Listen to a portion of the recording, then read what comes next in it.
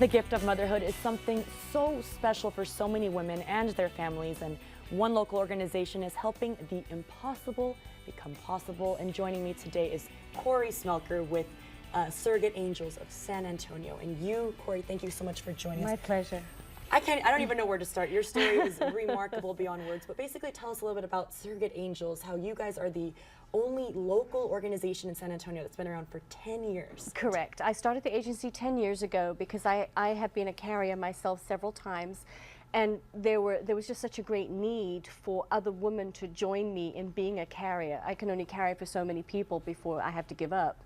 And there are so many couples, unfortunately, who struggle through different reasons to get pregnant, and they go to their fertility center, and the fertility center is sending them to my agency and to other agencies, and we're struggling to find really good carriers to carry for them. Cori, speaking of carriers, you have carried 7 children for other families. That is correct, yes. And one of them were a pair of twins. Correct. And that is you right there. Oh my, and you have 5 of your own children. I have 5 of my own, yes. So you've given birth to 12 children. Correct. What an incredible gift. Tell me what that feels like to carry someone else's child. You know what, it's a real privilege and it's a real honor. You go into it knowing that biologically that child is not your own and that you are carrying a precious gift for another couple. I kind of equate it to an in-home daycare. When you go back to work after you've had your own child and you need a daycare, you look for a person who's going to look after your child and love them as if that child were their own. But when you go pick up your child at 6 p.m., you expect them to give the child back to you because it's your child. In the same way, I was just the in-home daycare until that baby was ready to go home with his or her parents. Wow, and what are these families saying to you? I mean, I think there's a lot of women who have different stories. I mean, I am an ovarian cancer survivor. I only have 1 ovary, so sometimes I fear that I wouldn't be able to do that, and I've never really thought about the option of, hey, a surrogate mother, but what are their reaction when you say, yes, I will carry this baby?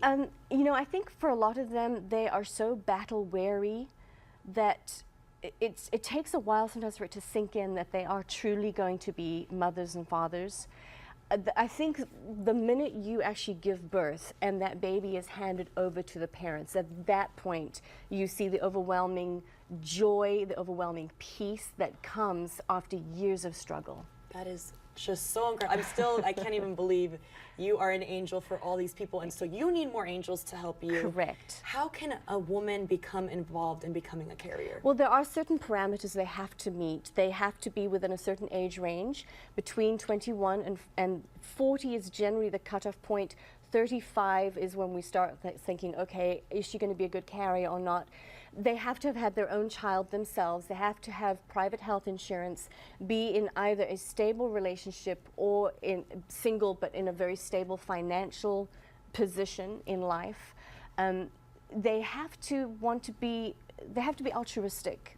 There is compensation involved, but if you're looking to do this to make a living, you're not going to make very good money at all. And you have to come in with the right motive, the right heart, and you have to be prepared to be stuck with hundreds and hundreds of needles through the course of it, have blood drawn, you have to be STD free. So there are a lot of parameters they have to meet. So I always tell, because I get a lot of phone calls from women and they really want to do it. And I always say desire does not equal ability. For example, let's look at the Super Bowl last night. You had Tom Brady. I mean, that guy is phenomenal. And you've got young men out there who want to be a Tom Brady. Just because they desire it does not mean they will have the ability to do it. So that's what I tell these women, is you have to have the ability. So you have to have had good pregnancies yourself, gone full term, and have very, very few issues with your pregnancy. And so how can they contact you? They can go on your website, they can call you? They can call me on my cell phone, or they can go on my website. I have a form there that they can fill out. So they can go to, your address is 2818 El Suelo Bueno, correct? Correct. And you can call 210-464-0537. And you can go to surrogateangelsofsanantonio.com. Thank you so much for joining us today, Cori. I mean, you are an inspiration for so many and giving other women right now hope who maybe thought they could never have children. Thanks to you and your organization, they can. So hopefully we'll get you some more angels. Thank you. Thank you, Cori. Now.